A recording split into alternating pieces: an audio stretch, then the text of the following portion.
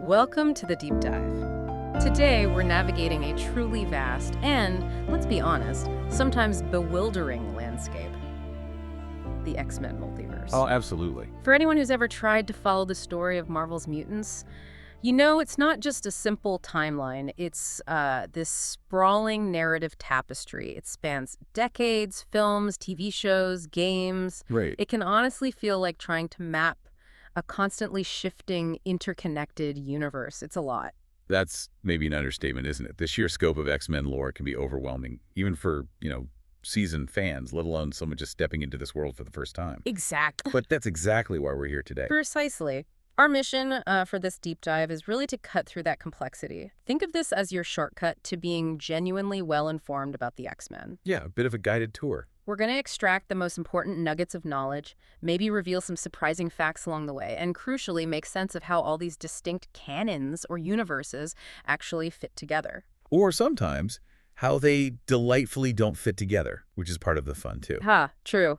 Because this isn't just about cataloging comic book history, right? Not at all. It's about understanding how these powerful stories evolve, how these really iconic characters get reinterpreted across different mediums. And why this particular narrative, with its enduring themes of prejudice and acceptance and that constant struggle for a better future, why it's resonated so profoundly for, over 60 years now? It's incredible. And by the end of this, you'll have, we hope, a foundational understanding, something that will make all your future X-Men encounters, whether it's a new movie or picking up a comic or watching that amazing animated revival, just much more meaningful and exciting. Okay, so let's start with the basics then. What exactly do we mean by a multiverse in the context of the X-Men? Where do we even begin? That's the perfect place to start. Fundamentally, the X-Men franchise isn't one single linear story. It's more like a collection of distinct parallel universes. Each one has its own internally consistent history, what we call a canon. So think of it as countless different versions of Earth, right? And each one has its own specific set of events that are considered true for that reality. Got it. And Marvel helps keep track of all this. Yeah, they use specific designations. You'll see things like Earth 610 or Earth 1005. This basically helps clarify which version of a story or a character we're talking about at any given time. Right. And that's going to be our foundational reference, sort of our map throughout this discussion. And Earth 616. That's the big one, isn't it? The primary Marvel Comics main continuity. That's where the X-Men first appeared back in '63. Exactly. That's the baseline reality. That designation, Earth 616, actually first popped up in Marvel UK comics back in the early 80s, interestingly enough. Oh, okay. But yeah, it's the bedrock. Pretty much every other X-Men story, whether it's on screen or in another comic, ultimately derives from or reacts to Earth 616. It's the original source code, in a way. Within that bedrock, though, Earth 616 has this unique narrative convention, the sliding timescale. Can you unpack that a bit? Sure. The sliding timescale is basically Marvel's way of keeping its characters, perpetually relevant and relatively young, even though they've been in continuous publication for decades. So they don't age in real time. Pretty much. Yeah. Events that were originally depicted happening in, say, the 1960s are sort of compressed in the in-universe chronology. They're generally understood to have happened maybe roughly 15 years prior to whatever the present day is in the current comics. Right. That keeps Origins feeling somewhat contemporary. Exactly. And for this deep dive, we're sticking strictly to that in-universe chronology. So we'll talk about ancient events first, even if the comic revealing them was published much, much later. We're following the story's timeline, not the publication dates. That's a crucial distinction. And it brings us to another really fascinating and sometimes, let's face it, challenging aspect of Earth 616, retcons. Ah, yes. Retroactive continuity changes. Right. This is when later stories go back and alter or add new context to events we thought we knew. And it's not always about fixing mistakes, is it? Not at all. Sometimes it's about enriching the lore, adding depth, or giving a character's past a surprising new twist. It's like finding a hidden chapter in a book you've already read. And we've tried to meticulously document these changes for you, so you'll get the most current canonical version of events as they stand now, but we'll also point out when and how things were retconned. Yeah, you'll see some pivotal examples, things like the true nature of the Phoenix Force, or some of Professor X's deeper, darker secrets. Yeah. These things get refined and recontextualized over time. It's a living story. Definitely. And speaking of shifting designations and maybe a bit of confusion, The Marvel Cinematic Universe, they've recently started calling their reality Earth 6122. Right, which historically wasn't the case. The official Marvel handbooks always designated the MCU as Earth 19999999. So how are we handling that? For the purposes of this deep dive, focusing on the vast history rooted in comics and other media, we're treating them as two separate universes that just happen to share a designation right now. Okay, that makes sense. It's actually not that uncommon in multiversal fiction for names or numbers to overlap. But for our discussion today, when we say Earth 616, we mean the original Marvel Comics continuity. We're keeping the cinematic one clearly separate, just for clarity's sake. Absolutely. Okay, so to give everyone a clear map as we jump into the details, we're going to be using these specific universe designations throughout our conversation. Think of this as your quick reference key. Earth 616, that's our primary baseline Marvel Comics main continuity, where it all began. Earth 1005. This one is the Fox X-Men film series, specifically the original timeline. So that's First Class right through to the dark future parts of Days of Future Past. Earth 11315, or sometimes TRN 414. Also the Fox X-Men films, but this is the revised timeline, the one that kicks off after Days of Future Past changes history. So Apocalypse, Dark Phoenix, that whole branch. Earth 92131. Ah, the icon. This is X-Men, the animated series from the 90s, which is just definitive for so many fans, and its fantastic 2024 revival, X-Men 97. Earth 11152, that's for X-Men. Evolution, the animated series that reimagined a lot of the core characters as teenagers, balancing high school life with, being mutants. Earth 896. This refers to Wolverine and the X-Men, another animated series, the one where Professor X disappears, forcing Logan into a leadership role. Quite different. And finally, Earth TRN 416. This covers the X-Men Legends video game series, those action RPG games from the mid-2000s that had their own unique storylines. Okay, now that we've set the stage, defined our terms, got our multiversal map ready, let's dive into the incredible, sprawling, and frankly, sometimes wild history of Earth 616 comics. And we're going way, way back. Like really way back, billions of years, right? Billions, yeah. It's wild to think about, but the history of mutantkind on Earth 616 actually predates humanity itself. Okay, how does that work? Well, the origins of the X gene, the genetic factor that causes mutations, are traced back to these cosmic beings called the Celestials. Think giant space gods. Right, I know the Celestials. They were experimenting on early life forms on Earth billions of years ago. And these experiments, kind of inadvertently, laid the genetic groundwork for the eventual emergence of mutants and other superpowered beings too. Wow, so it goes back that far. It does. And get this, around 2 billion years before the present, there was apparently an ancient mutant civilization called the Threshold Society. 2 billion? Before dinosaurs? Before dinosaurs, before humans, yeah.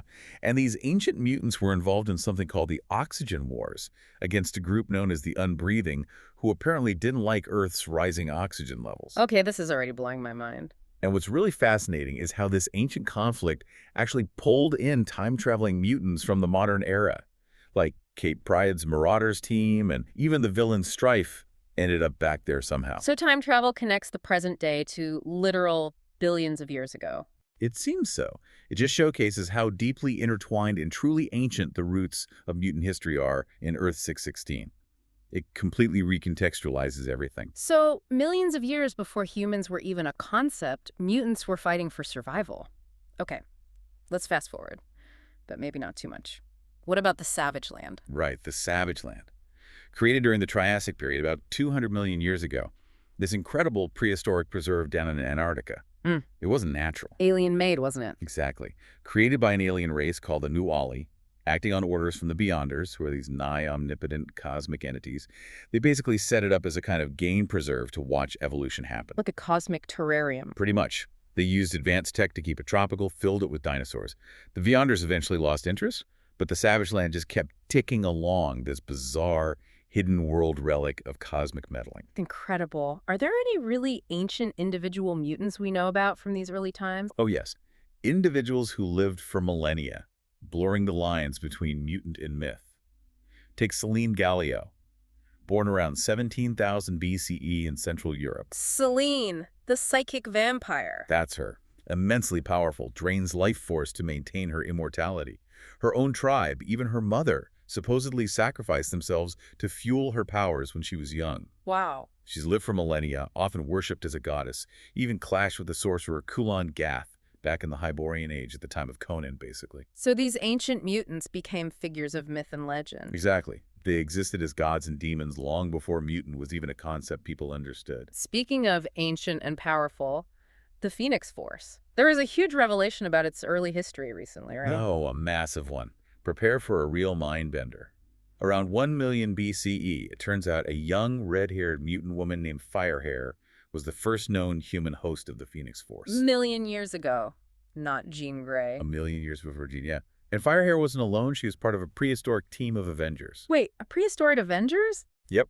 Including Odin. Yes, that Odin, future All-Father of Asgard, plus the first Ghost Rider, the first Iron Fist, Black Panther. It's wild. Okay, that's amazing. And Firehair and this young Odin even had a powerful romantic relationship. So this revelation just profoundly anchors the Phoenix Force's connection to Earth, way, way back in ancient history, long before the X-Men we know. Wow, okay. That changes a lot. Now let's talk about a villain whose origins are also deeply rooted in the ancient past, Apocalypse. And Sobanur, one of the X-Men's most iconic and enduring foes. His story begins around 5,000 years ago in ancient Egypt. He was born with gray skin and blue lips, cast out by his tribe as an infant. But he survived. He was found and raised by Baal of the Sandstormers, a harsh nomadic tribe who lived by the creed, survival of the fittest. They named him Ensobanur. And then Kang the Conqueror showed up. That's the catalyst. Kang, traveling back in time disguised as Pharaoh Ramatut, recognized the potential threat Ensobanur posed and tried to kill him.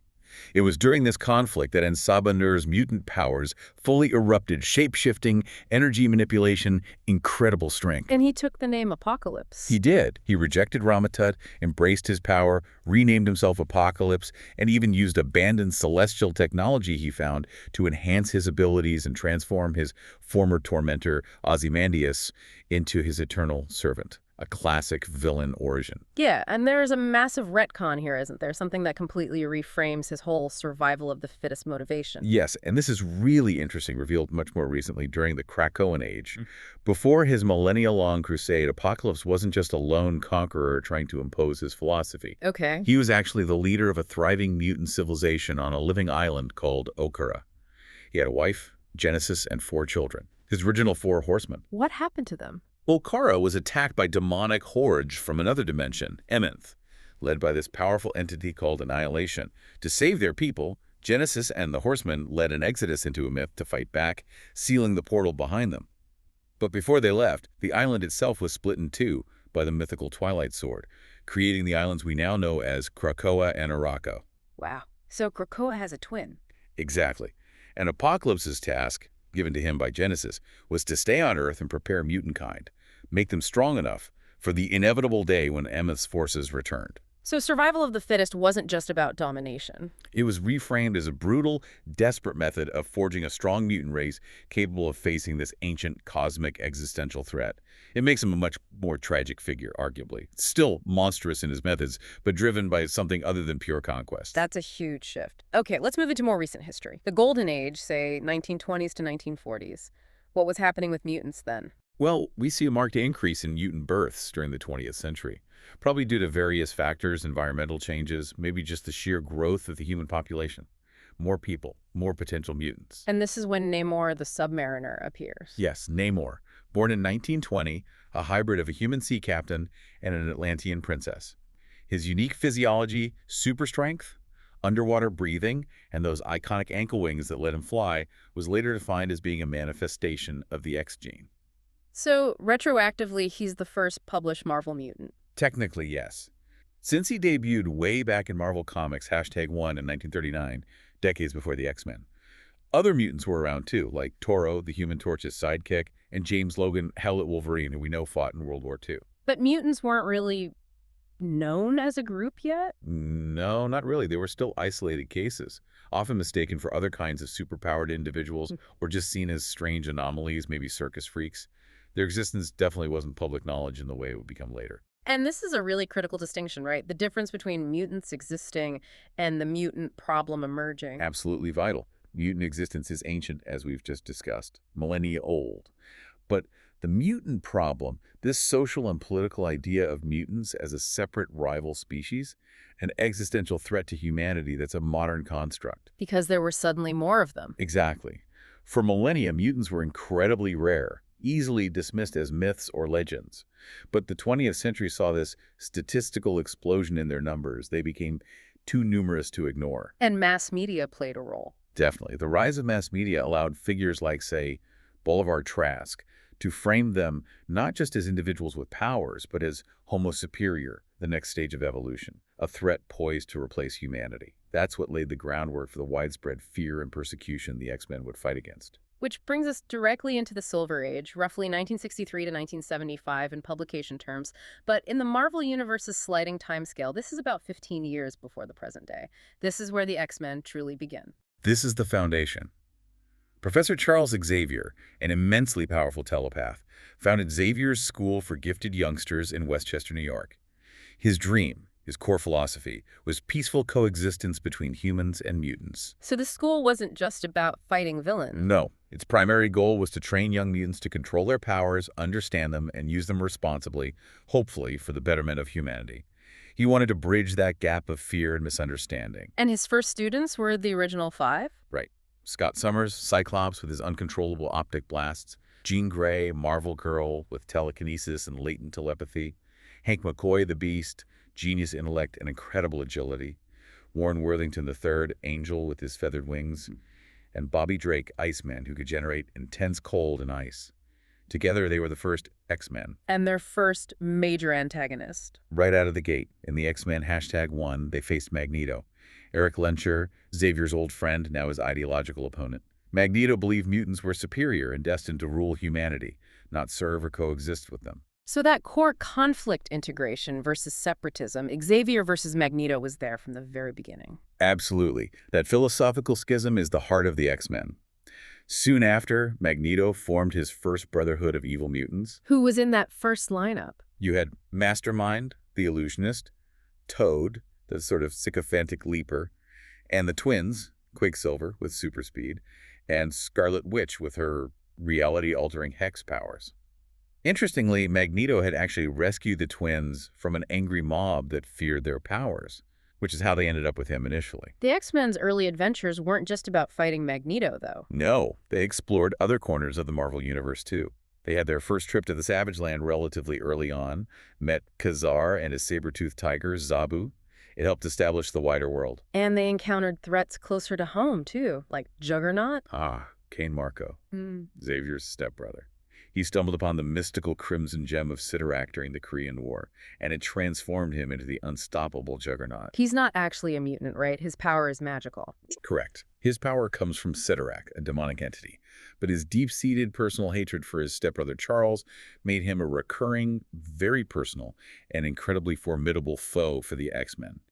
He represents a different kind of antagonism. But maybe the most terrifying threat, the one with the biggest long-term implications from this era, was Bolivar Trask and the Sentinels. Definitely. Trask was an anthropologist driven by this intense fear that mutants, Homo superior, would eventually enslave or eradicate humanity. So he created the Sentinels. Giant mutant-hunting robots. Giant adaptive robots programmed specifically to hunt down and capture or eliminate mutants. The X-Men managed to defeat the first wave and their controller, the Master Mold, but the very existence of the Sentinel program marked this terrifying escalation. It wasn't just individual prejudice anymore, it was institutionalized technological persecution aimed at genocide. That's a chilling development. Then there was a period sometimes called the Hidden Years. Yeah, roughly 13 years before the present in the sliding timescale. After a public battle with the Hulk, the X-Men sort of went underground, operating largely in secret for a while. Did the team change during this time? Xavier recruited 2 new members then, Lorna Dane, who became Polaris, possessing magnetic powers similar to Magneto's, and Alex Summers, who became Havoc, Cyclops' long-lost younger brother, capable of firing powerful plasma blasts. These stories were filled in much later, fleshing out that quiet period. So looking back at this Silver Age, you can really see the blueprint for almost all future X-Men conflicts being laid down. Absolutely. You have these 3 distinct archetypes of antagonism firmly established. First, the ideological threat. Magneto, representing a competing vision for the future of mutant kind. Survival through dominance versus survival through coexistence. Second, The societal threat. Bolivar Trask and the Sentinels. This is where humanity's fear manifests as institutionalized oppression, prejudice becoming policy and technology. and third, The personal threat. Juggernaut. This is about individual vendettas, familial hatred, grudges directed specifically at Xavier or the X-Men themselves. Almost every major X-Men story since then draws from one or more of these foundational conflicts, just constantly reinventing them. Okay, now we move into what's almost universally hailed as a golden age for the title. The Claremont era, Part 1, roughly 1975 to 1981 in publication years. This is where the X-Men went from a canceled book to a comics phenomenon. This is where everything changed. It starts with giant-size X-Men, #1. The original team gets captured by this mysterious sentient island called Krakoa. Krakoa, the name that would become so important decades later. The very same. So Professor X, Yes. desperate, recruits a brand new international team to rescue them. This is the all-new, all-different X-Men. And this team is legendary. Absolutely. You got Storm, Oro Monroe from Kenya, a weather manipulator worshipped as a goddess. Nightcrawler, Kurt Wagner from Germany, teleporting, blue-furred, looks demonic but is deeply faithful. Colossus, Piotr Rasputin for the Soviet Union, can turn his body into organic steel. John Proudstar, from an Apache reservation. Superhuman strength and speed. Banshee, Sean Cassidy from Ireland, with a powerful sonic scream. Sunfire, Shiro Yoshida from Japan, generates plasma fire. And of course, the breakout star. Wolverine. Logan, the mysterious Canadian operative with adamantium claws and a healing factor. Yeah. Cyclops stayed on as leader, but after the rescue, most of the original founders left, feeling maybe overshadowed or that this wasn't their fight anymore. It was a dramatic shift. And tragic, too. Thunderbird died very early on, didn't he? Yes, on one of their very first missions. It was a shocking moment, establishing right away that the stakes were incredibly high for this new team. Claremont wasn't afraid to show loss. And this era also brings us to one of the most iconic and, as we discussed, heavily retconned storylines in all of comics, the Phoenix Saga. Right. It begins somewhat simply.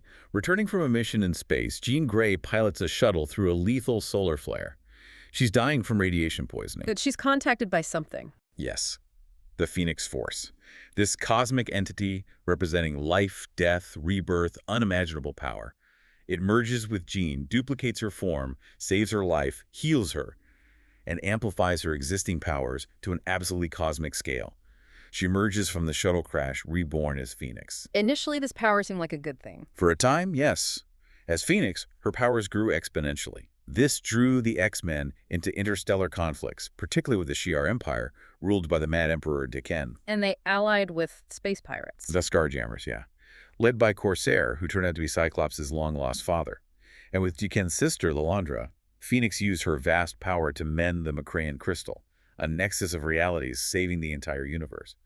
This act really cemented her as a major cosmic player and drew a lot of attention, not all of it good. Because then came the Hellfire Club. Exactly. This secretive elite society of wealthy and powerful individuals with its own mutant inner circle, like the telepath Emma Frost, the White Queen, and the super-strong Sebastian Shaw, the Black King. And they targeted Jean. Specifically, Jason Wingard, Mastermind, a member of the Inner Circle. Using his incredibly sophisticated illusionary powers, he began subtly manipulating Jean's mind, tapping into her repressed desires and darker impulses, grooming her to become the club's new Black Queen. And his manipulations. They worked too well. Tragically, yes. Mastermind's psychic meddling shattered Jean's mental control over the Phoenix Force. The power overwhelmed her humanity, unleashing its destructive potential. She became Dark Phoenix. Not just a villain, but Jean Grey corrupted. A being of pure, destructive appetite. She effortlessly defeated the X-Men, flew off into space, consumed an entire star system, killing billions in the process just to feed her hunger. This act of cosmic genocide instantly alerted the Shi'ar Empire. This wasn't just a supervillain fight, it was cosmic horror starring one of their own. So the Shi'ar intervened. They intercepted the X-Men on their return to Earth. Lilandra, now Empress, declared that Jean Grey, as Dark Phoenix, was too dangerous to live. A trial by combat was declared, to take place on the blue area of the moon to decide her fate.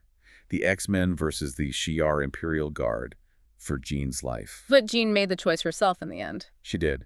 During the battle, Jean's human consciousness briefly resurfaced. Horrified by what she'd done and terrified of losing control again, she activated an ancient Kree weapon hidden on the moon and sacrificed herself, dying in Cyclops' arms. Just a devastating, iconic moment. It really elevated the X-Men to a new level of storytelling. Absolutely. High tragedy, cosmic stakes, profound character arcs. It was groundbreaking. And as we discussed, this specific storyline, the Phoenix and Dark Phoenix sagas, became the ground zero for some of the biggest retcons in X-Men history. It's worth quickly recapping that evolution because it fundamentally changes Jean Grey's entire story. It really does. So the original canon, 1980, as depicted in Uncanny X-Men #137, Jean Grey is Dark Phoenix. Corrupted, yes. Manipulated, yes. But ultimately responsible for her actions. Her suicide is a tragic, heroic sacrifice. Then comes 1986, the return of Jean Grey in Fantastic Four, the bombshell retcon. The biggest one ever, arguably. It's revealed the being who was Phoenix in Dark Phoenix was actually the cosmic entity itself, which had duplicated Jean perfectly down to her personality and memories, while placing the real, powerless Jean Grey in a healing cocoon at the bottom of Jamaica Bay. So the real Jean never committed genocide, never became Dark Phoenix. Correct. This completely absolved her, allowing her to return as a hero in the new X-Factor series, reuniting the original 5 X-Men. It literally rewrote her entire history for over a decade. But the connection wasn't totally severed, was it? Because in Grant Morrison's New X-Men, 2001-2004... Right. Morrison brought the connection back, but a different way. Jean starts manifesting Phoenix-like powers again, suggesting a much deeper intrinsic link. The Phoenix Force is reframed less as an external possessor and more as a fundamental part of her being, her ultimate potential. And she fully merges with it. Yes, becoming the White Phoenix of the Crown in a potential future timeline, the ultimate expression of their bond. This moved away from the cosmic duplicate idea towards something more symbiotic, inherent. Jean is the Phoenix, or its truest host. And then the most recent retcon in Fall of X 2024 takes it even further. The most profound shift yet. It's revealed that the Phoenix Force isn't just connected to Jean. Jean Grey is the human manifestation of the Phoenix Force itself. In a way, she's its mother. Whoa. So she's not just a host, she's the literal human incarnation of this cosmic entity. That's the implication. It fundamentally changes their relationship again, tying her to the very fabric of cosmic history in an even deeper way. Her power isn't just given by the Phoenix. She is the Phoenix, expressed in human form. Talk about an evolving narrative. It's incredible how one character's story can be continuously rewritten over decades. Okay, so after those cosmic highs and retcon revelations, Claremont era, Part 2, roughly 1981-1991, saw the X-Men narrative take some darker, more grounded turns, focusing on persecution and survival, but also expanding the mutant world dramatically. Yeah, this period really solidified the X-Men's tone for a generation. It gave us Days of Future Past. Just a seminal storyline, its echoes are everywhere in X-Men adaptations. The dark future, Sentinels ruling. Exactly. The mind of an adult Kate Pryde from this bleak 2013, where Sentinels rule North America and mutants are in concentration camps, gets sent back into her younger self in the present. To stop an assassination. Right. This future was triggered because Mystique's Brotherhood assassinated Senator Robert Kelly, a pivotal anti-mutant politician. The X-Men managed to prevent the assassination in the present, but they were left with this lingering uncertainty. Did they truly avert that future or just, delay it? And it introduced Rachel Summers? Yes. Cyclops and Jean's daughter from that dark future timeline, who eventually travels back herself. It firmly established time travel as this recurring, often tragic, element in the X-Men universe. Then came God Loves, Man Kills. A very different kind of story. A standalone graphic novel, but incredibly powerful, still resonates today. The X-Men confront Reverend William Stryker, a charismatic televangelist using religious rhetoric to fuel a genocidal crusade against mutants with his purifiers. He kidnaps Professor X. Yes, intending to use Xavier's telepathy, amplified by Cerebro, to kill every mutant on Earth. It forces the X-Men into this really uneasy alliance with Magneto to stop him. It's just a stark, unflinching look at religious bigotry and how fear can be weaponized. This era also saw the expansion of the X-line with spin-offs, right? Like the New Mutants. Exactly. With the main team off and off on dangerous missions, Professor X created a junior team, the New Mutants, to train the next generation. Who were the originals? You had Cannonball, Sam Guthrie, Sunspot, Roberto da Casa, Wolfsbane, Ron Sinclair, Karma, Shinkwei Man, and Psyche, later known as Mirage, Danielle Moonstar.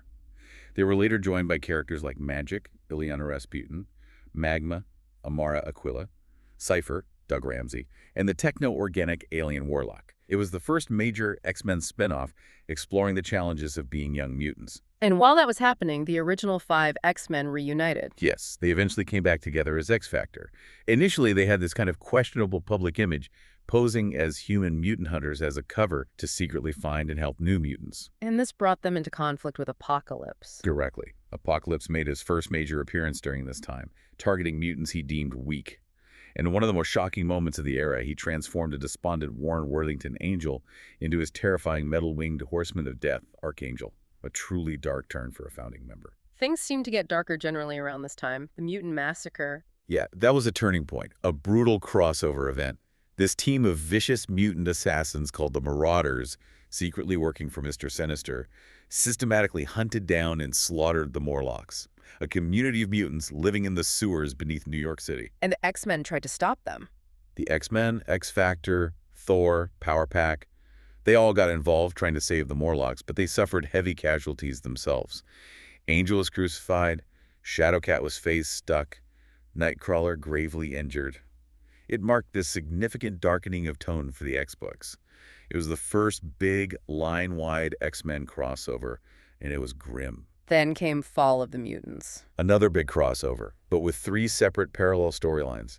The X-Men storyline saw the team sacrifice their lives battling this mystical entity called the Adversary in Dallas, and their deaths were broadcast on live TV. But they didn't actually die. No, they were secretly resurrected by Roma, a cosmic being, guardian of the Omniverse.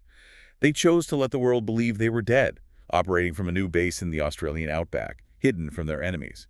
Meanwhile, X-Factor was battling Apocalypse and his horsemen in New York, and the New Mutants tragically lost their teammate Cypher during a different conflict. This period culminated in another massive crossover, Inferno. Oh, Inferno was chaos.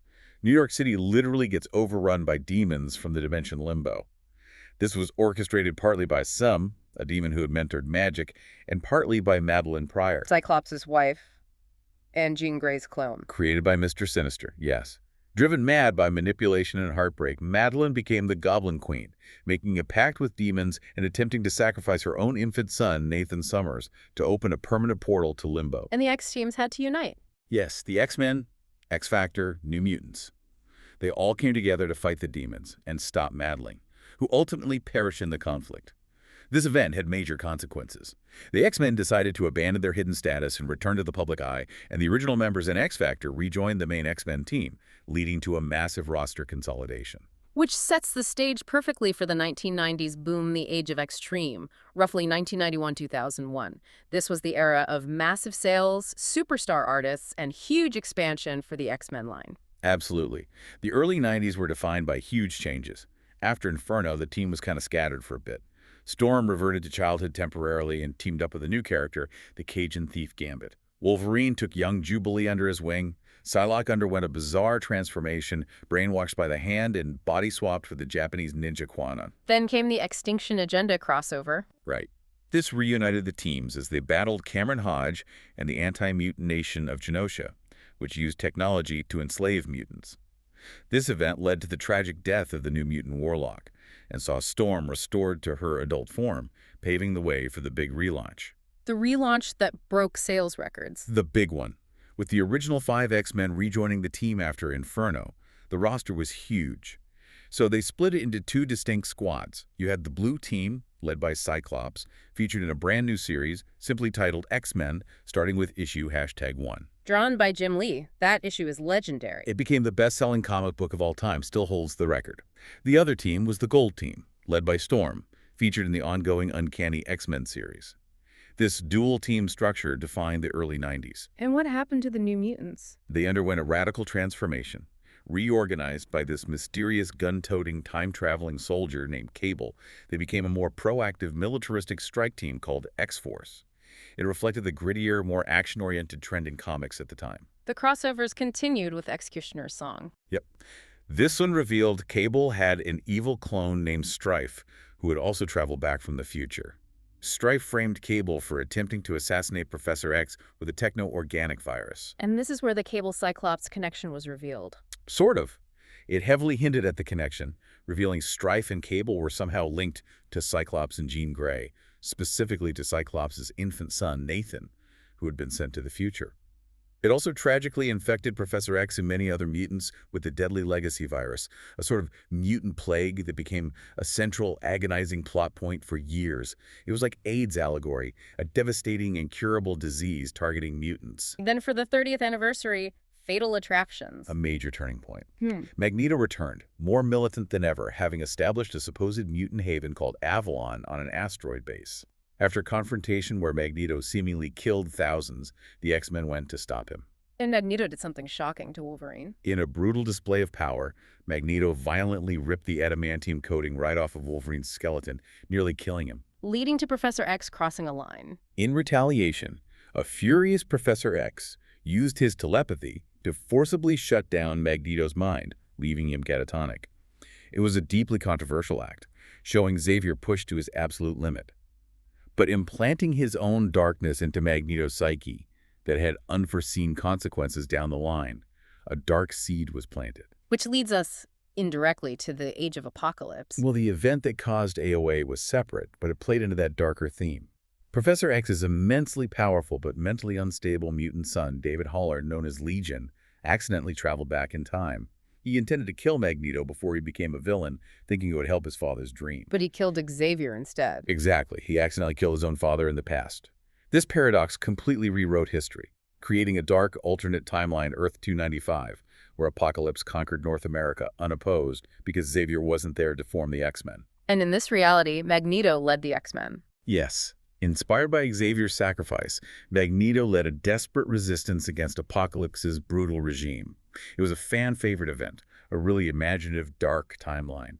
And when reality was eventually restored, several characters from the Age of Apocalypse, like the immensely powerful Nate Gray X-Man and the monstrous Dark Beast, an evil Hank McCoy, managed to escape into the main Earth 616 continuity, bringing their baggage with them. And finally, that dark seed Xavier planted in Magneto's mind, it grew into Onslaught. The Onslaught Saga. That psychic backlash from shutting down Magneto's mind merged with all of Xavier's own repressed anger, frustration, and darkness accumulated over decades. This created a monstrous, purely psychic entity called Onslaught. Which emerged from Xavier himself. Yes, it literally ripped itself out of Xavier's body, wearing psychic armor resembling Magneto's helmet. Onslaught was incredibly powerful, attempting to absorb Franklin Richards and Nate Gray to achieve godhood and create a collective consciousness. And it took everyone to stop him. The crisis forced the X-Men to team up with the Avengers and the Fantastic Four. In the final battle, the non-mutant heroes seemingly sacrificed their lives, absorbing Onslaught's physical form into themselves, while the mutants dealt with the psychic core. This led directly into the controversial Heroes Reborn era for the Avengers and FF, where they were shunted into a pocket universe, a massive event with huge ramifications. Wow, the 90s were certainly extreme. Okay, moving into the modern age, roughly 2001, 2007. This period saw another radical creative shift, particularly with Grant Morrison's run on New X-Men. Yeah, Morrison's run was a shot in the arm. Bold science fiction concepts, a completely new aesthetic, and it set the stage for one of the most catastrophic events in mutant history. This era really stripped mutants down, challenged their identity, pushed them right to the brink. You're talking about the Genosian genocide. E is for Extinction, the opening arc of Morrison's run. Cassandra Nova, revealed later to be Professor X's malevolent psychic twin, essentially his evil shadow self he tried to kill in the womb, unleashed a new breed of wild sentinels. They attacked the island nation of Genosha, which had become a mutant sanctuary. And the death toll was staggering. Unthinkable. 16 million mutants were killed in a single day, just wiped out. This act of genocide completely changed the scale of the mutant struggle. It wasn't just about fighting for acceptance anymore. It was about sheer survival after an atrocity. It left this permanent, raw scar. How did the X-Men respond to that? The school was rebranded as the Xavier Institute for Higher Learning. They opened their doors wide, taking in a large population of young mutant students from around the world. The X-Men's existence became fully public, and they started functioning more like a public institution, less like a hidden paramilitary group. And Emma Frost joined the team. Yes, the former White Queen of the Hellfire Club became a teacher at the school, bringing her own complex morality and methods. She also began a psychic affair with Cyclops, whose marriage to Jean Grey was strained at the time. And the whole aesthetic change gone were the bright costumes, replaced by sleek, black leather uniforms, a much more serious, modern look. This run ended with another major shakeup, the Planet X storyline. Right. Ooze, who had been introduced as this enigmatic mutant healer teaching a special class, revealed himself to be Magneto in disguise. Although this was later retconned again, it wasn't the real Magneto, but an imposter named Kuan Yin Zorn, who was manipulated by Sublime, a sentient bacterial consciousness. It gets complicated. Okay, so this fake Magneto. Became addicted to a power-enhancing drug called Kick, went mad with power, destroyed the X-Mansion, crippled Professor X again, and conquered Manhattan, turning it into a death camp. And Jean Grey died. Tragically, yes. In the final confrontation, Wolverine decapitated Magneto, but not before Zorn Magneto induced a massive, cosmically powered stroke in Jean Grey, killing her.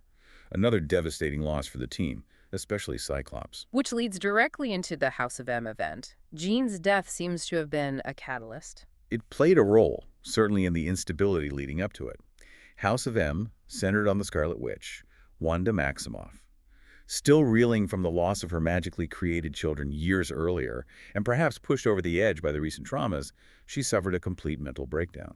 And her reality-warping powers went haywire. Egged on by her brother Quicksilver, who feared the Avengers and X-Men might kill her to stop her unstable powers, Wanda used her abilities to remake the entire world.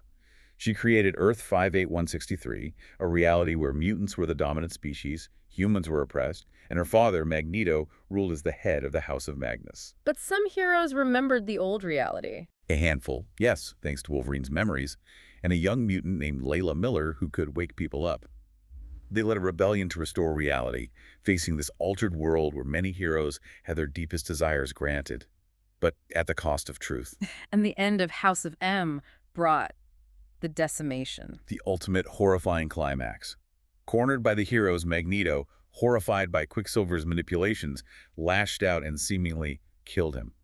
In response, a completely heartbroken and enraged Scarlet Witch uttered 3 simple, devastating words that echoed across the multiverse. No more mutants. And reality shifted again. The world snapped back to Earth 616, but with one catastrophic change.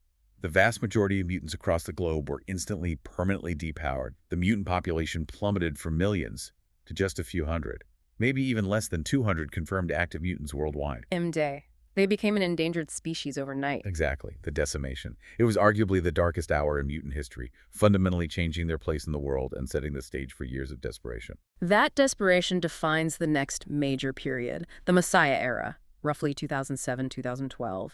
With mutants facing extinction, their survival hinged on finding a future. It's all about survival now. The central narrative of this era is the Messiah trilogy, a 3-part epic focused on the first mutant birth since M-Day. This child represented the last hope for mutantkind's future. It's a story about the fragility of a species on the very brink. It starts with Messiah Complex. Right. Cerebra detects the first new mutant birth since the decimation in Cooperstown, Alaska. This child, later named Hope Summers, immediately becomes the focal point of a massive conflict. Multiple factions wanted her. Everyone. The X-Men wanted to protect her. Mr. Sinister and his Marauders wanted to control her. The Purifiers, religious extremists, wanted to kill her as the mutant Antichrist. And Cable, the time-traveling soldier, believed she was destined to save the future and took her into the time stream to protect her. But Bishop was hunting her too. Yes. Bishop, the time-traveling X-Man, believed Hope was responsible for his own dark, dystopian future and was determined to kill her to prevent it. The conflict was brutal, resulting in Professor X being critically wounded shot by Bishop and the destruction of the newly rebuilt X-Mansion. And Cyclops took charge. With Xavier incapacitated, Cyclops assumed full command of mutantkind. He disbanded the X-Men as a team, sending them underground, believing they needed to operate more covertly to protect the few remaining mutants. Where did they go? Cyclops relocated the remaining mutant population to San Francisco, establishing a new base there. Then, during Norman Osborn's Dark Reign period, when Osborn took over SHIELD and became a major power broker, Cyclops made an incredibly bold move. Utopia. He raised Magneto's old base, Asteroid M, from the bottom of the Pacific Ocean right off the coast of San Francisco. He rechristened it Utopia and declared it a sovereign nation, a safe haven for all remaining mutants. It was a powerful act of defiance, a literal island nation for their endangered species. The second part of the trilogy was Messiah War. Right. While Cable was raising hope in the future, Cyclops sent his covert ops team, X-Force, into the time stream to find and protect them. They arrived to find a future ruled not by Apocalypse, as expected, but by Cable's evil clone, Strife, who had allied with Bishop. So X-Force fought Strife. It did, alongside Cable and even a weakened, revived Apocalypse, who saw Strife as an unworthy successor. It was a brutal battle across a ruined future. X-Force eventually returned to the present, but Cable and Hope were forced to jump even further into the future to escape Strife and Bishop, still fugitives in time. And the trilogy concluded with Second Coming. The final act. Cable and a now-teenage Hope Summers finally returned to the present day. But they were immediately hunted by Bastion, this advanced human sentinel hybrid from the future, leading a coalition of humanity's most dangerous anti-mutant leaders and technologies. Bastion attacked Utopia. He besieged Utopia with an army of advanced Nimrod sentinels teleporting in from the future, trapping all mutants on the island under an impenetrable dome. The X-Men fought desperately, suffering heavy losses. Nightcrawler tragically sacrificed his life, teleporting Hope away from Bastion. But Hope's powers emerged. Yes, in the final battle, Hope's mutant powers fully manifested. She was able to mimic and combine the powers of the X-Men around her, allowing her to finally destroy Bastion. And crucially, her return, her very presence, seemed to reactivate the dormant X gene. Cerebra detected 5 brand-new mutant signatures appearing across the globe. The first new mutants since M-Day, besides Hope. Exactly. It signaled the end of the decimation. Hope had fulfilled her destiny as the mutant messiah, saving her people and ensuring the rebirth of the mutant race. It felt like a victory, a turning point. But that victory didn't exactly lead to peace and harmony, did it? Instead, it led directly into the schism, a house divided, roughly 2012-2019. No, the pressure didn't ease up. If anything, the return of the mutant race, coupled with years of brutal warfare and Cyclops' increasingly hardline leadership, caused this deep ideological fracture within the X-Men themselves. A schism that would divide the team for years and even pit them against their oldest allies, the Avengers. This started with the schism storyline itself. Right. The catalyst was an attack by a new, surprisingly young Hellfire Club. But the underlying tension had been building for years.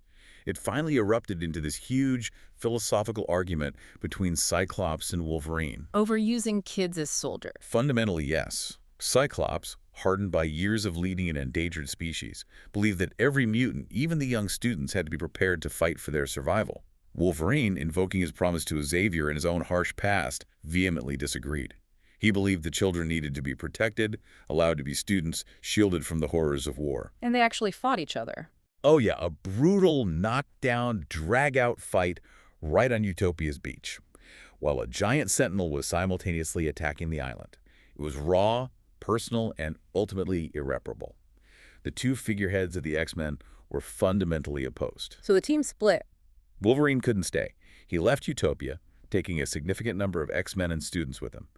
He returned to Westchester, New York, and reopened the school, pointedly renaming it the Jean Grey School for Higher Learning, focusing on education and protection. And Cyclops. Cyclops remained on Utopia, leading his extinction team, a more militant, proactive squad ready to defend mutantkind aggressively. So now you had 2 distinct opposing factions of X-Men operating in the world, often at odds with each other.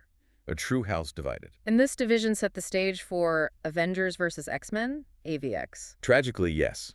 The Phoenix Force was detected returning to Earth, and its apparent target was Hope Summers, the mutant messiah. The Avengers, remembering the destruction of Dark Phoenix, feared its potential and wanted to take Hope into protective custody away from the Phoenix. But Cyclops saw it differently. Cyclops and his X-Men believed Hope was destined to be the Phoenix host and that the Phoenix Force wasn't a threat, but the key to fully restoring the mutant race after M-Day. He refused to hand Hope over. This led to a full-scale war between the Avengers and Cyclops' X-Men. Teammates fighting teammates, heroes fighting heroes. And the Phoenix did arrive. It did. During a battle on the moon, Iron Man tried to disrupt the Phoenix Force with a new weapon. Instead of destroying it, he fractured it. The Phoenix Force split and possessed 5 X-Men who were present. Cyclops, Emma Frost, Namor, Colossus, and Magic. The Phoenix Five. Exactly. Initially, they used their immense power to try and reshape the world into a utopia-ending wars, providing free energy. But the power gradually corrupted them, made them increasingly authoritarian. And Cyclops took it all in the end. As the others fell or were defeated, Cyclops absorbed their portions of the Phoenix Force. Driven by the power and his own messiah complex, he ultimately killed Professor X during a final confrontation, a devastating echo of their lifelong philosophical battle. He became the new Dark Phoenix. How was he stopped? It took the combined might of the remaining Avengers and X-Men. Hope Summers, finally embracing her own power, was able to mimic the Scarlet Witch's abilities. Together, they managed to use the Phoenix Force not for destruction, but to achieve Wanda's original wish in a way. They reignited the X gene across the globe, creating thousands of new mutants everywhere. The Phoenix was gone, mutantkind was restored, but at a terrible cost. Cyclops was imprisoned, branded a mutant terrorist by some, a martyr by others. And in the chaotic aftermath of all this, Beast did something drastic. Yeah, reeling from Xavier's death and horrified by what modern Cyclops had become, Beast traveled back in time. He brought the original 5 teenage X-Men Cyclops, Jean Grey, Beast, Angel, and Iceman from the past to the present. Why? What was his plan? His hope was that seeing their younger, more idealistic selves would somehow shock the revolutionary modern Cyclops back to his senses, remind him of Xavier's original dream. Did it work? Not really. It backfired spectacularly. Modern Cyclops wasn't swayed, and the young original X-Men were now stranded in a future they found terrifying and disillusioning, forced to forge their own path alongside the fractured modern teams. It added yet another layer of complexity to the timeline. Wow. Okay, all of this incredibly complex, often tragic history, the decimation, the schism, AVX, the time-displaced teens, it ultimately led to maybe the most significant paradigm shift in X-Men history, the Krakoan Age, roughly 2019-2024. Absolutely. Spearheaded by writer Jonathan Hickman, this era just threw out the old playbook. No more school, no more hiding. The X-Men, and indeed all of mutantkind, established their own sovereign, independent nation on the living island of Krakoa. It fundamentally altered their relationship with humanity and the entire Marvel Universe. How did this even come about? It seemed impossible. It was orchestrated through the combined efforts of Professor X, Magneto, and, crucially, Moira McTaggart, who, it was revealed, hadn't died years ago. And Moira had a secret. A massive one. She was revealed to be a mutant herself, with the unique power of reincarnation. Every time she died, she was reborn back in the womb, but with full memory of all her previous lives. So she'd lived through mutant history multiple times. Yes, at least 10 lives. And in almost all of them, mutants were eventually defeated, hunted, eradicated. She used this unprecedented knowledge of failed timelines to guide Xavier and Magneto, showing them the only path she'd seen that could potentially lead to mutant survival: Krakoa. And Krakoa became a recognized nation. It did.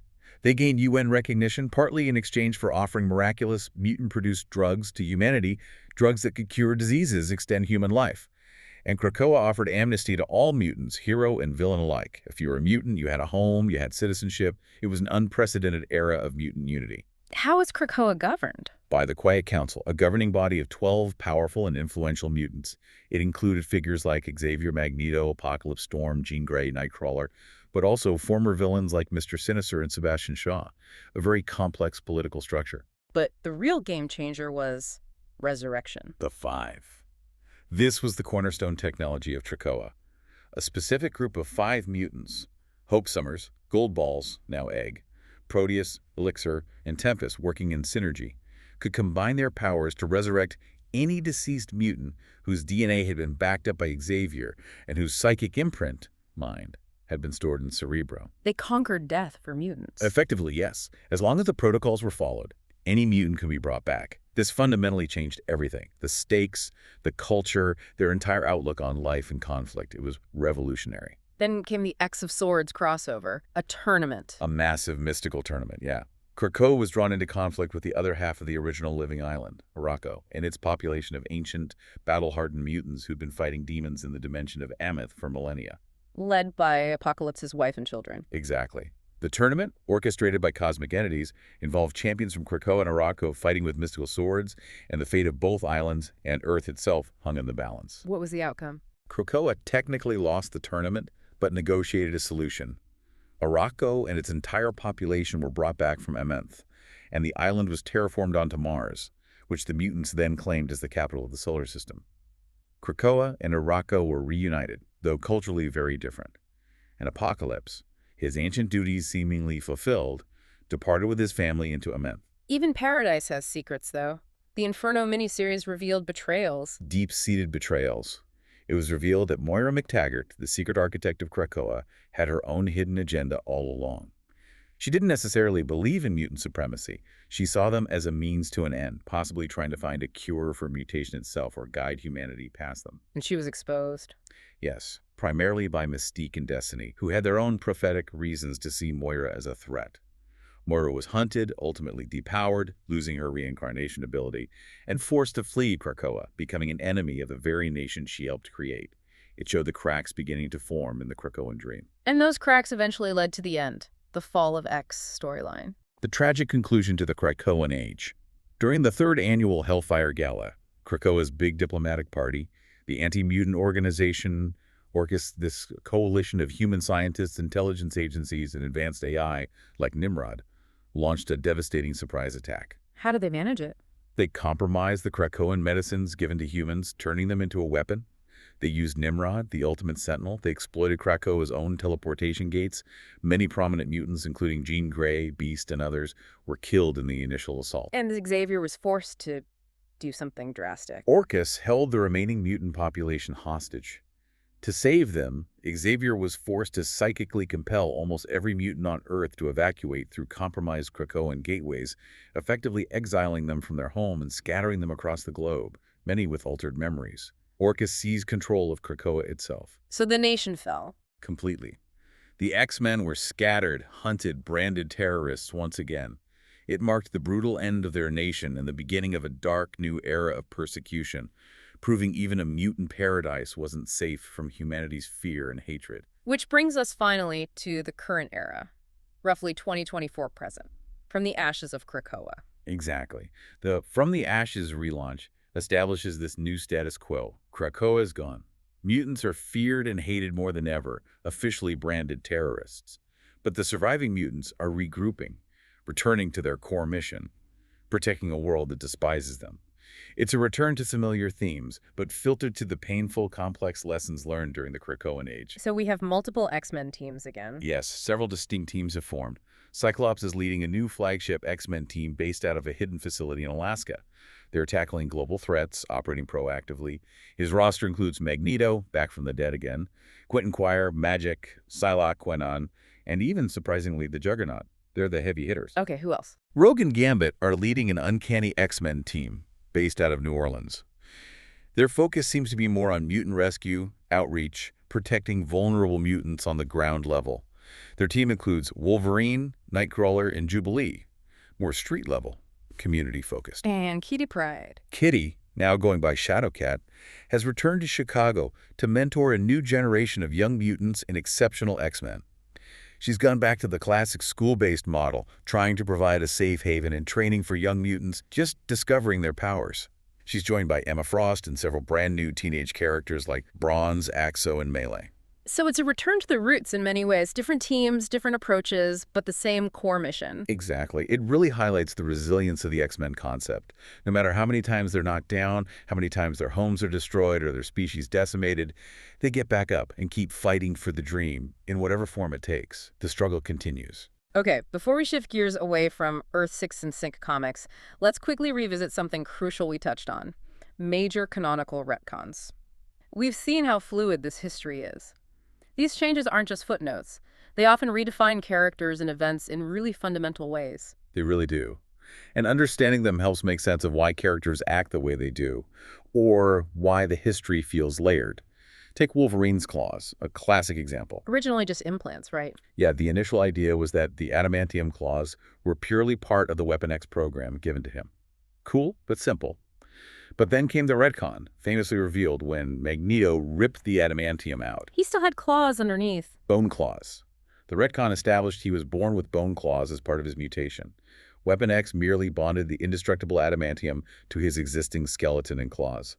This deepened his character immensely, making his most iconic weapons a natural part of him, not just additions. And it cleverly explained how he could still have claws after Magneto's attack. What about Professor X recruiting Wolverine? That seems straightforward. The original story was simple. Xavier needed help, went to Canada, recruited Wolverine for the new X-Men team. Standard stuff. But then, years later, in Wolverine Origins, a retcon revealed a much darker scenario. He was sent to kill Xavier. Wolverine was originally sent on a mission to assassinate Professor X. Xavier psychically defeated him, wiped his memory of the assassination attempt, and then subtly implanted the suggestion in Wolverine's mind that he should go join the X-Men. Whoa. That completely changes Xavier's image. Radically.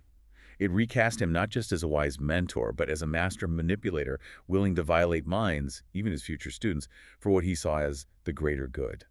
This became a major recurring theme, the idea of a dark savior with hidden secrets and morally gray actions. And there's another team before the all-new, all-different one. Another significant Xavier-related retcon, yeah.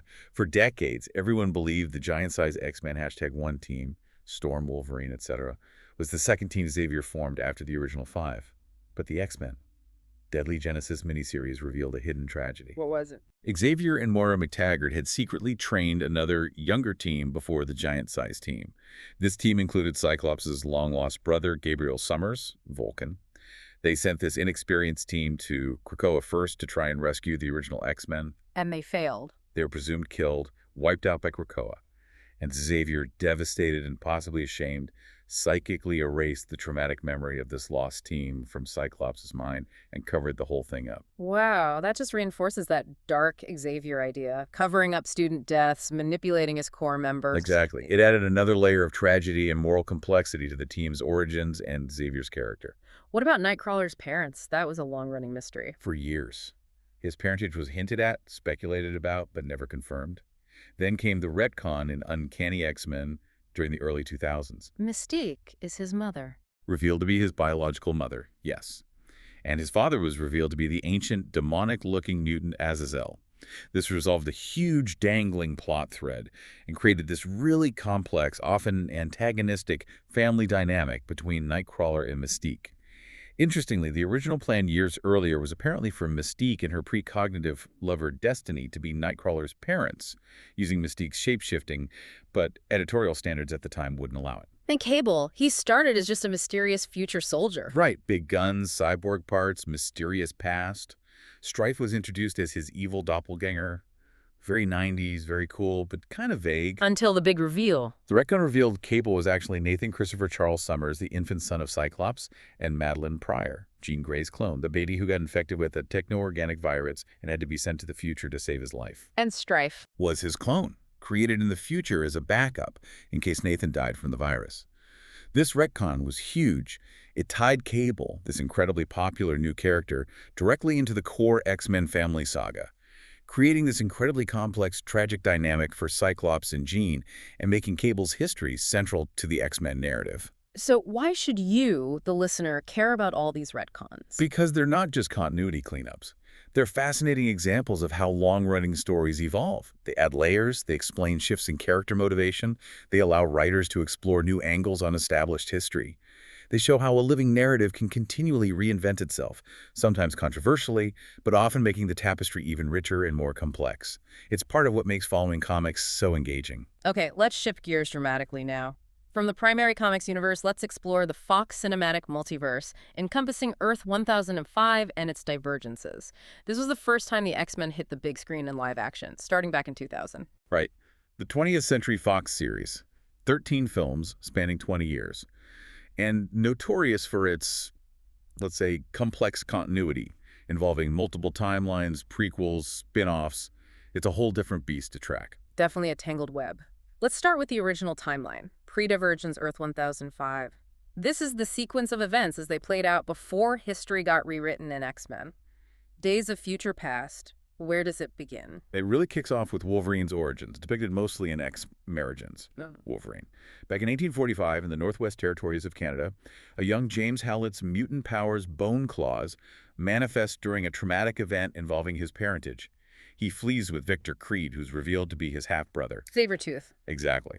And thus begins their long, violent journey together through history. They fought in multiple wars. Yeah, the film shows them fighting side by side from the American Civil War, 1861, through World War I, World War II, and eventually Vietnam, up to 1975. Their healing factors make them virtually immortal soldiers.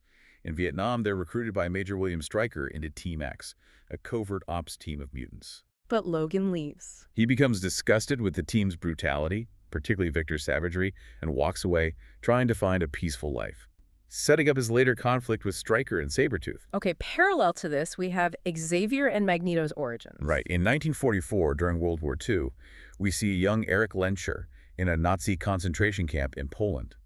His magnetic powers manifest violently when he's separated from his parents. This attracts the attention of Klaus Schmidt, who we later know as Sebastian Shaw, who tortures Eric to force him to use his powers.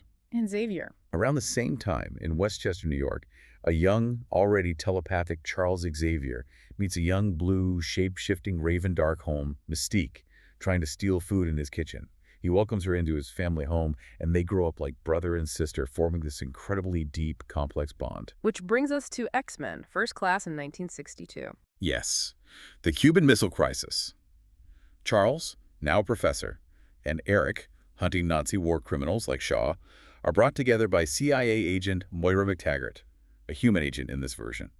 They team up to stop Sebastian Shaw and his Hellfire Club from starting World War III. And they assemble the first X-Men team. They do, recruiting mutants like Mystique, Beast, Hank McCoy, Pre-Blue Fur, Havoc, Alex Summers, Banshee, Sean Cassidy, and Angel Salvador.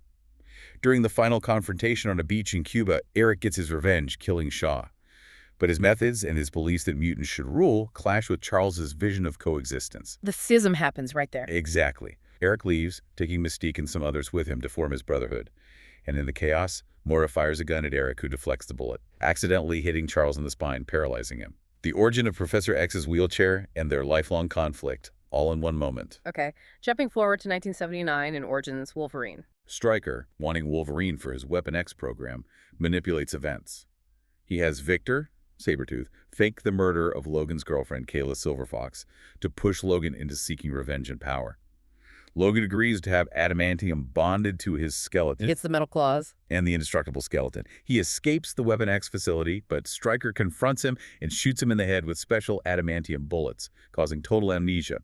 He loses all memory of his past, adopts the name Wolverine from his dog tags, and wanders off alone. Which leads us to the first X-Men movie, set in the early 2000s. Right. An amnesiac Wolverine, cage fighting in Canada, meets a young runaway mutant Rogue, whose power is absorbing others' abilities and life force.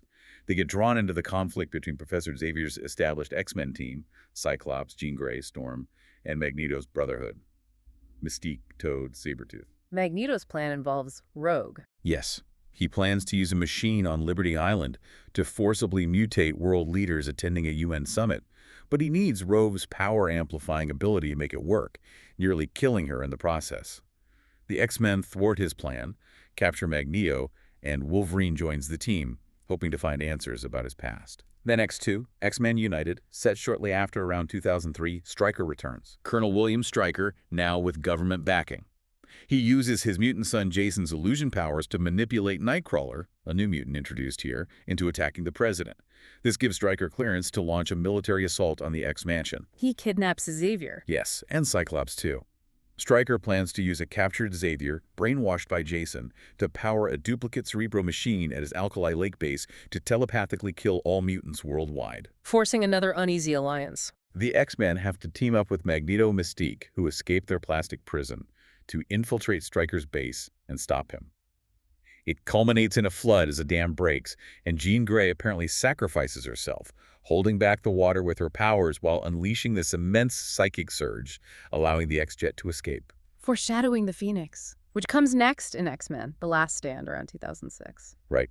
A mutant cure is developed from the DNA of a young mutant named Bleach, creating a massive divide in the mutant community. Take the cure and be normal, or fight for mutant rights. And Jean Grey returns, but different. She's resurrected, but her powers are unstable, and she manifests this dark, incredibly powerful alternate personality called the Phoenix, which Xavier reveals he has psychically repressed for years. The Phoenix personality is destructive, impulsive, lacks Jean's morality. And she kills key characters. Tragically, yes. She disintegrates Cyclops off-screen early on, and later obliterates Professor X when he tries to reach Jean. She then allies with Magneto, who sees her power as a weapon against the cure. The climax is a massive battle on Alcatraz Island. And Wolverine has to stop her. Yes. Only his healing factor allows him to get close enough. In a heartbreaking moment, as Jean briefly resurfaces, he's forced to kill her to stop the Phoenix's uncontrollable destruction. Meanwhile, Magneto is injected with the cure during the battle, seemingly losing his powers. A very bleak ending for many. Then we have the Wolverine, set around 2013. Logan is dealing with the aftermath. He's living as a hermit, haunted by hallucinations of Jean Grey, consumed by guilt. He's summoned to Japan by Ichiro Yashiya, a tech mogul Logan saved during the atomic bombing of Nagasaki back in WWII. Yoshida wants his healing factor. The dying Yoshida offers to transfer Logan's healing factor into his own body, making Logan mortal and allowing Yoshida to live. Logan refuses. He gets drawn into protecting Yoshida's granddaughter, Mariko, from the Yakuza and internal family plots. He temporarily loses his healing factor due to a parasite planted by the mutant Viper. And fights a giant samurai robot. The Silver Samurai, which turns out to be Yoshida himself inside, faking his death. He tries to forcibly steal Logan's healing factor using the adamantium suit. Logan defeats him, regains his powers, says goodbye to Mariko, and seems to find some measure of peace with Jean's death. The post-credits scene shows him recruited by Xavier and Magneto, who has regained his powers, for an upcoming threat. Which leads directly into X-Men, Days of Future Past, showing the future of 2023 in this original timeline. And it's desolate, bleak. Giant robots called Sentinels have hunted mutants almost to extinction. These Sentinels are incredibly adaptive, able to mimic mutant powers. Because of Mystique. Exactly. It's revealed they were created using Mystique's adaptive DNA, which was captured way back in 1973 after she assassinated their creator, Bolivar Trask. The few remaining X-Men, including older versions of Wolverine, Xavier, Magneto, Storm, Kitty Pryde, Iceman, are making a last stand. Their desperate plan. Use Kitty's phasing ability, reimagined here to send consciousness through time, to send Wolverine's mind back to his younger body in 1973. To stop Mystique, prevent Trask's assassination, prevent her capture, and stop the Sentinels from ever being created. To rewrite history entirely. A final desperate gamble to erase this apocalyptic future. And it works. Which creates the revised timeline, post-Divergence Earth 173125 TRN 414. The timeline branches off in 1973. Wolverine's consciousness successfully arrives in his 1973 body. He has to convince a younger, disillusioned, broken Charles Xavier, who is suppressing his powers with a serum that lets him walk, and Hank McCoy, Beast, to help him. They need Magneto's help. Yes. They stage a breakout, freeing Magneto from a high-security prison beneath the Pentagon with the help of a young, super-fast Peter Maximoff Quicksilver. Then they have to stop Mystique in Paris. They intercept her just as she's about to assassinate Bolivar Trask at the Paris Peace Accords. They stop the assassination, but the battle exposes mutants to the world in a major way. Trask uses this to push for his Sentinel program. But Mystique ultimately prevents the dark future. Ironically, yes. Magneto tries to take control of the prototype Sentinels and attack President Nixon during a ceremony in Washington, D.C. Mystique, disguised as Nixon, is about to shoot Magneto, but Xavier talks her down. She ends up shooting Magneto non-fatally with a non-metal weapon and saving the president's life. This act, a mutant saving the president shown on global television, changes public perception. The Sentinel program is canceled. History is rewritten. Creating a new path forward, starting with X-Men, Apocalypse, set in 1983. 10 years later in this new timeline, the world is aware of mutants, somewhat tentatively accepting them after Mystique's heroism, but then the world's first mutant, and Saba Nur Apocalypse, awakens in Egypt after being buried for millennia. And he wants to remake the world. He believes humanity has lost its way, worshipping false idols. He recruits 4 powerful mutants as his horsemen. A grieving Magneto, whose wife and daughter were accidentally killed. A young Storm he empowers in Cairo, Psylocke, and Angel, giving him metallic wings after his are damaged. Apocalypse plans to transfer his consciousness into Xavier's body, to gain his telepathic powers and reshape the world. But a new generation of X-Men stops him. Yes. Led by Mystique, now a reluctant hero figure, and Beast, a new team forms as Xavier's reopened school, including young Jean Grey, Cyclops, Scott Summers, whose powers manifest here, Nightcrawler, rescued from a mutant fight club, and Quicksilver again. They unite to battle Apocalypse and the Horsemen. And Jean unleashes her power. In the final psychic battle, Xavier urges Jean to let go. She unleashes this immense fiery power, heavily suggesting the Phoenix Force, which overwhelms and destroys Apocalypse. The X-Men are formed proper, training in the Danger Room. Then comes Dark Phoenix, set in 1992. Another attempt at the Phoenix story. Right. The X-Men are now celebrated national heroes. During a rescue mission in space for the Space Shuttle Endeavour, Jean Grey is exposed to this mysterious cosmic energy flare. The Phoenix Force again? It's depicted as a solar flare-like cosmic force. It doesn't kill her. Instead, it absorbs into her, massively amplifying her powers, but also making her unstable. It shatters the psychic walls Xavier had secretly placed in her mind as a child to protect her from trauma related to her causing a car accident that killed her mother. So her past trauma resurfaces, along with immense power. Exactly. She struggles with this power and the buried memories. She accidentally hurts Mystique, seemingly killing her during a confrontation. This drives a wedge between the X-Men.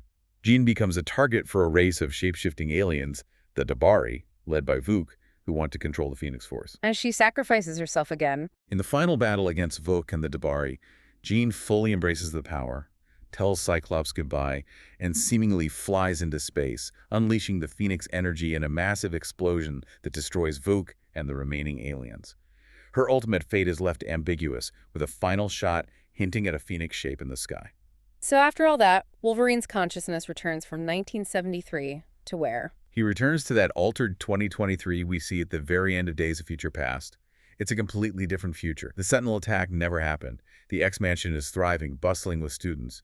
And most importantly, characters who died in the original timeline, specifically Jean Grey and Cyclops, are alive and well, teaching at the school. So Wolverine succeeded. He created a happy ending. For that version of the timeline, yes. It's a poignant moment seeing Logan finally at peace, surrounded by his found family, all safe. It's fascinating to compare those timelines side by side. The impact of that one mission in 1973 is huge. It really is. Yeah. Let's quickly recap those key divergence points.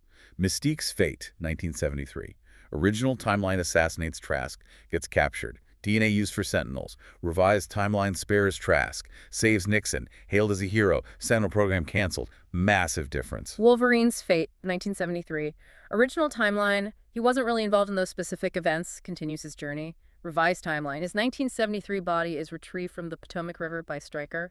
Or rather, Mystique disguised as Stryker, altering his path significantly. X-Mansion status. Original timeline shuts down after 1970 due to the Vietnam draft and Xavier's subsequent depression. Revised timeline remains open, thrives, leading to the new generation of students seen in Apocalypse. Major deaths. Original timeline Cyclops, Jean Grey, Professor X all died tragically in The Last Stand. Revised timeline. All three are alive and well in the idyllic 2023, as The Last Stand was effectively erased from history. And the future. Original timeline desolate, Sentinel-ruled dystopia, mutants near extinction. Revised timeline peaceful, prosperous future, X-Men are established heroes. It shows how one pivotal choice can completely rewrite destiny. Beyond these main timelines, we also have what you call the ancillary and terminal timelines, films that exist somewhat separately. Right. They connect loosely or provide potential endpoints, but don't always fit neatly. Deadpool 2016 and Deadpool 2 2018 are prime examples. Set in the revised timeline, roughly. Yeah, probably in the late 2010s. They feature Colossus, a different version than the main films, and Negasonic Teenage Warhead from the X-Men.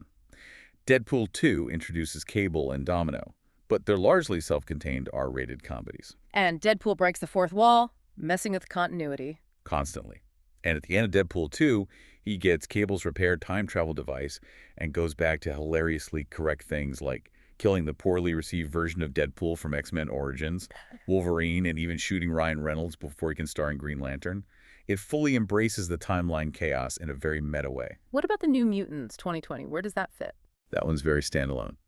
Except probably late 2010s or early 2020s, it's more of a horror thriller. A group of young mutants, Danny Moonstar, Mirage, Ron Sinclair, Wolfsbane, Ileana Rasputin, Magic, Sam Guthrie Cannonball, Roberto da Costa, Sunspot, are held in this isolated hospital facility. Run by Dr. Cecilia Reyes. Yes, who claims she's preparing them for the X-Men. Meh. But they discover they're actually prisoners of the Essex Corporation, which wants to weaponize them. They have to fight their own inner demons manifested by Danny's powers and a giant demon bear. Its connection to the main Fox timeline is extremely tenuous, almost non-existent beyond the Essex Corp reference. It's its own contained story. And then there's Logan, 2017, a very definitive end. Yeah, Logan presents this bleak potential terminal future set in 2029. It's gritty, emotional, and feels like a final chapter for Hugh Jackman's Wolverine and Patrick Stewart's Xavier. What's the setup? Mutants are gone. Almost. No new mutants have been born naturally for 25 years due to a genetically engineered virus hidden in food supplies, like high-fructose corn syrup, designed by Alkali Transigen, the successor to Weapon X. Logan's healing factor is failing, poisoned by adamantium leaching into his body. He's working as a limo driver, caring for a nonagenarian Charles Xavier, whose powerful mind is degenerating, causing devastating psychic seizures. And one of those seizures killed the X-Men. It's heavily implied that a seizure Xavier had a year prior in Westchester resulted in the deaths of the remaining X-Men. A truly tragic fate for the professor. Logan is then reluctantly tasked with protecting Laura, X-23, a young girl cloned from his DNA, who is trying to escape transition and reach a mythical mutant sanctuary called Eden. And it ends, sadly. Both Xavier and Logan die by the end of the film. Xavier is killed by Logan's clone, X-24. Logan dies from his injuries fighting X-24, finally finding peace after a long, painful life. Laura buries him, turning the cross on his grave into an X. It's a powerful, somber, definitive ending for these iterations of the characters, widely considered a potential grim endpoint for the revised Fox timeline. Wow, okay, that covers the complex web of the Fox films. Let's get from the silver screen to animation and video games, which have their own rich histories and distinct canons. Absolutely. The X-Men have thrived in animation, creating timelines just as beloved, sometimes more so, than the films. And several games offered unique narrative experiences, too. These are generally entirely separate from the comics and films. We have to start with the Fox Kids saga, Earth 92131, for a whole generation X-Men. The animated series from 1992 is the X-Men. No question, it's iconic. Known for being remarkably faithful to the Claremont-era comics, it's mature storytelling for a kids' show, and that unforgettable theme music. And its 2024 revival, X-Men 97, just brilliantly picks up right where it left off, continuing that specific canon. So, Season 1, 1992-1993, kicked things off. Yeah, it introduced Jubilee as the audience surrogate, joining the established team.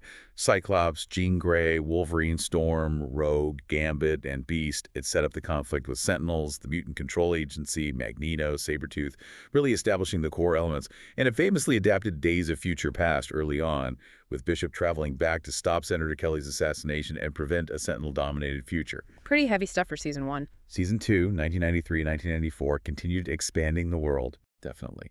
It opened with Cyclops and Jean's wedding being crashed by Mr. Sinister and his nasty boys, leading into stories about Morph's return and Sinister's obsession with the Summers Gray genetic line. It explored Wolverine's past with Alpha Flight, Gambit's history with the Thieves Guild, and another big time travel story, Time Fugitives, where Bishop had to return again to prevent Cable from inadvertently causing an apocalypse-created plague that wiped out mutants in the future. Complex stuff. Season 3, 1994-1996, tackled the biggest X-Men epics. Oh yeah. This season was dominated by faithful adaptations of the Phoenix Saga, 5 parts showing Jean merging with the Phoenix Force fighting the Shi'ar, and the Dark Phoenix Saga, 4 parts covering her corruption by the Hellfire Club's mastermind, her destructive rampage, and her ultimate sacrifice on the moon. Bringing these huge, complex, cosmic stories to animation was incredibly ambitious and well executed. What about Season 4, 1995-1996? More classic adaptations. We got Magneto trying to create a mutant-only sanctuary on Asteroid M, the Proteus storyline, featuring Xavier's reality-warping son, David Haller. And the season culminated in a massive 4-part epic called Beyond Good and Evil, where Apocalypse attempted to rewrite all of reality by kidnapping powerful psychics across time. It forced the X-Men to team up with Cable, Bishop, Magneto, and others to stop him from collapsing the time stream. And the original run ended with Season 5, 1996-1997. The final season adapted stories like The Phalanx Covenant, an alien techno-organic invasion. It explored more of Wolverine's past, including a WWII mission alongside Captain America. And it concluded with the very poignant episode, Graduation Day. Professor X is gravely injured by an anti-mutant activist. Dying, he's taken away by Lilandra and the Shi'ar to be healed in their advanced empire, leaving the X-Men behind, vowing to carry on his dream without him. A really bittersweet, uncertain ending. Until X-Men 97, 2024 present picked it up. Set about a year later. Roughly, yeah. The revival finds the team struggling without Xavier. Then Magneto arrives, having inherited Xavier's school and mission in his will, attempting to lead the X-Men. This causes huge reactions, public and internal. And it adapts some major comic storylines. Oh yes. It deals with a pregnant Jean Grey and the arrival of her clone, Madeline Pryor, leading directly into a dramatic adaptation of the Inferno storyline. And the season culminated in the absolutely devastating 3-part Tolerance's Extinction arc. Bastion, revealed as a human Sentinel hybrid with ties to Mr. Sinister, orchestrates a massive Sentinel attack on the mutination of Genosha during a gala. The Genosha genocide from the comics adapted here. Brutally. Killing countless mutants, including seemingly Gambit and Magneto. The X-Men manage to defeat Bastion, but in the process they get scattered across time, some sent to ancient Egypt, others to a dystopian future ruled by Apocalypse, setting up a massive cliffhanger for the next season. What a comeback. Okay, shifting gears to another popular animated series, The Evolution Saga, Earth 1192, X-Men. Evolution 2000-2003, very different approach, right? Very different. It reimagined most of the core characters: Cyclops, Jean, Nightcrawler, Shadowcat, Rogue, even villains like Avalanche and Toad, as teenagers attending regular high school, while secretly being trained by the adult mentors Xavier, Wolverine, and Storm. More grounded, character-focused teen drama mixed with superheroics. Season 1, 2000-2001, was mostly about recruitment. Yeah, Xavier and his initial students, Cyclops, Jean, later joined by Spike Storm's nephew and original character, were actively recruiting new mutants like Nightcrawler and Shadowcat. At the same time, Mystique was assembling her own teenage brotherhood, Avalanche, Toad, Blob, Quicksilver, for unknown purposes. Rogue was introduced, initially joining the Brotherhood before switching sides. Magneto was revealed at the end as Mystique's secret mastermind. Season 2, 2001-2002, brought Magneto out of the shadows. Yes, he became a much more active threat, forming his adult team, the Acolytes. The X-Men's own roster expanded with more new mutants joining the school, like Sunspot, Iceman, Magma, Multiple Man. Hank McCoy, who was just their science teacher, finally underwent his transformation into the blue furry beast. And the season ended dramatically with Day of Reckoning, where Magneto forced Wolverine to fight him, unleashing Sentinels and publicly exposing the existence of mutants to the world. Then Mystique impersonated Xavier, who went missing. So Season 3, 2002-2003, dealt with the aftermath of being public. Exactly. Mutants were now known, facing fear and prejudice. The X-Men had to deal with public scrutiny while searching for the missing Xavier. This season also slowly built up the threat of Apocalypse, showing his acolytes working to revive him. And it notably introduced X-23, the female clone of Wolverine, in a standout episode. And the final season, Season 4, 2003, was all about Apocalypse. Pretty much dedicated to an Age of Apocalypse arc, though very different from the comic version. Apocalypse was fully resurrected and, in a cool twist, transformed Magneto, Professor X, Storm, and Mystique into his 4 horsemen. This forced the remaining X-Men, the Brotherhood kids, and other allies like Spike and Angel to team up to defeat him. The series concluded with a flash-forward sequence showing glimpses of the characters' futures. Jean embracing the Phoenix, the team joining SHIELD, etc., providing a sense of closure. Okay, let's switch to the gaming continuities. While many X-Men games adapt existing stories, some have created their own distinct narratives. The Legends series stands out. The Legend Saga, Earth TRN 416, defined by 2 action RPG titles from the mid-2000s. X-Men Legends 2004 was cool because it told its story primarily from the perspective of a new mutant character, Allison Cressmere, Magma, as she joins the X-Men. Who were they fighting? Initially the Brotherhood, but it was revealed they were being manipulated by the Shadow King, who was controlling an anti-mutant general named William Kincaid. The ultimate plot involved Magneto raising Asteroid M as a haven, but the game ended with a cliffhanger showing Apocalypse observing events. Setting up the sequel, X-Men Legends II, Rise of Apocalypse 2005. Which delivered on that promise. Apocalypse emerged as this massive global threat, kidnapping Professor X and Polaris to use their powers for his own ends. This forced an unprecedented alliance between the X-Men and Magneto's Brotherhood to stop him. Who were his horsemen in this version? Included Archangel, like the comics, but also others like Abyss and Mikhail Rasputin. And in a final twist, it was revealed that Mr. Sinister had secretly been working against Apocalypse, sabotaging his machine for his own sinister purposes, adding another layer to the conflict. These games were great for letting you play as a huge roster of X-Men and Brotherhood characters. There were other standalone games too. Yeah, a few with unique narratives. The X-Men Origins, Wolverine video game, 2009, is notable. While adapting the movie, it significantly expanded the story, adding more missions, characters like Sentinels, Blob, Agent Zero, and backstory. It was also much more violent and graphic than the film, really embracing Wolverine's R-rated nature.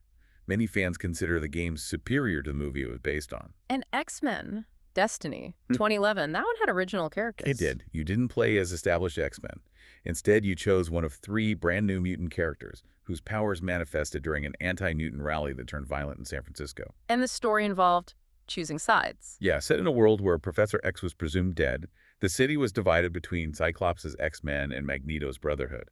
Your choices throughout the game affected your alignment and which side you ultimately helped. The main villain pulling the strings behind the anti-mutant forces was revealed to be Bastion, similar to the Second Coming era comics. An interesting concept, though the game itself got mixed reviews. Finally, let's briefly touch upon the literary canon. Prose novels based on the X-Men. How do they fit in?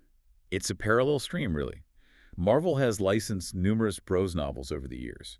Their canonicity relative to Earth 616 is usually debatable. They're often treated as their own thing or maybe glimpses into alternate takes. But they definitely contribute to the overall X-Men lore, often allowing for deeper character studies or exploring ideas that might not fit easily into comics. Can you give some examples? Sure, there are novelizations that expand on famous comic stories, like X-Men.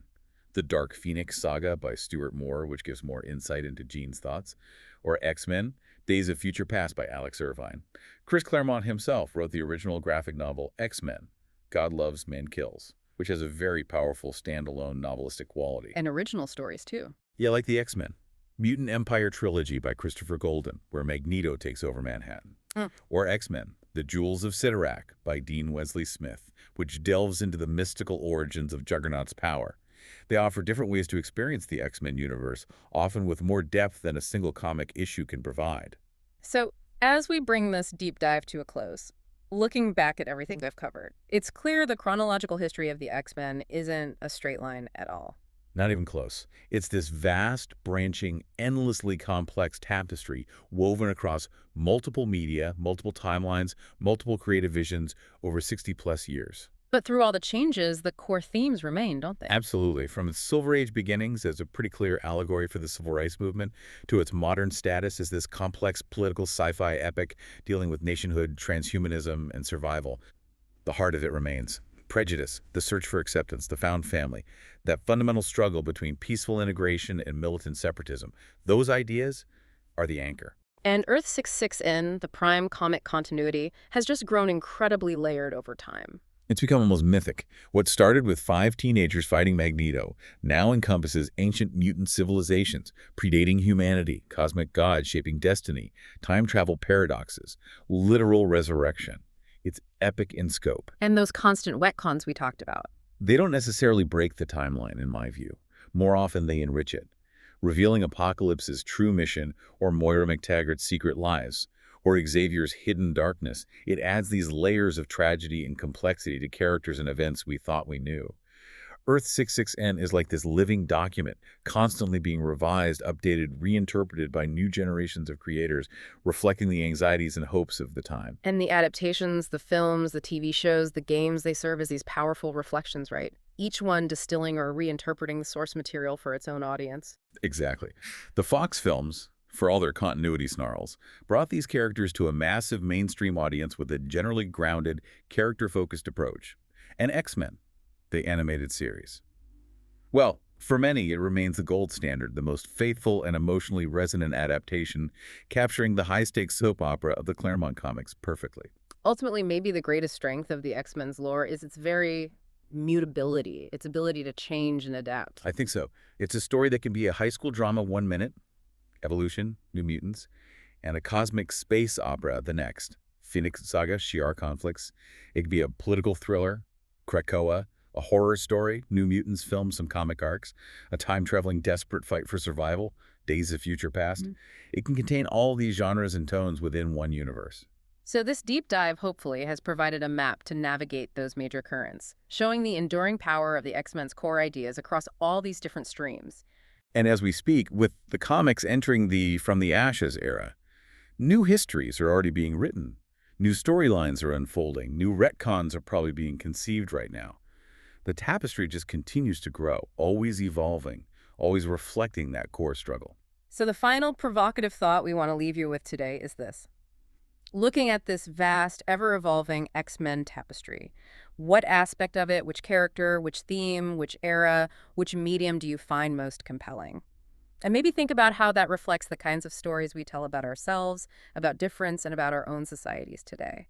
We really hope this deep dive has given you a clearer map, maybe some useful tools for navigating the incredible, sometimes daunting X-Men multiverse.